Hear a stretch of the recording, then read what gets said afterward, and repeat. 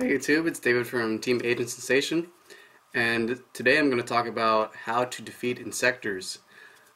First of all, I want to say that I've been losing to Inzektors with my Gravekeeper deck for quite some time, about 3 weeks to a month, and about that time was when I really wanted to defeat Inzektors. So after much playtesting with Gravekeepers, I finally topped at my local tournament, and I had to grind through 2 Inzektor matches in the top tables. Yeah, the top 4 we just split, so it was nice. And so how do you beat it? First, develop the winning attitude. If you don't have confidence in yourself, you will not beat Inzektors. You've already lost. I will explain more on how to develop the winning attitude in another video. And so, but for now, I'm just gonna keep going with the steps. Number 2, prevent Inzektor Hornet from resolving. Think about it. If they don't have Inzektor Hornet, what can the deck do? Beat down? Pretty much. 3, control the field. Or 4, commit little to nothing to the field. So for my deck, Gravekeepers, it's a control deck. I do what the deck does, is control the board and develop card advantage. So once I develop card advantage, or once you develop card advantage, control the board. How do you do that? There's so many cards you can use. One card I love to use, Effect Feather and Chain Disappearance. Be careful of using this because they could MSC or Heavy Storm because they run a lot of Spell and Trap Destruction. And this one, definitely use this.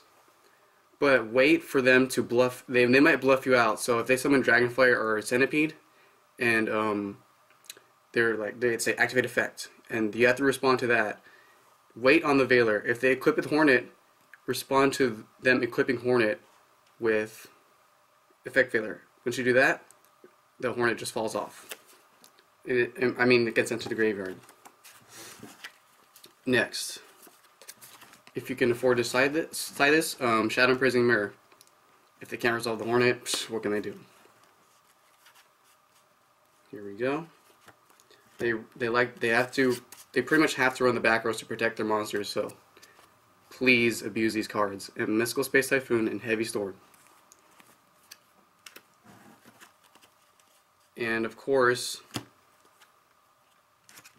the Fiendish Chain and the Book of Moon. And if you love to run back rows in your deck, run the Starlight Road. Please run the Starlight Road.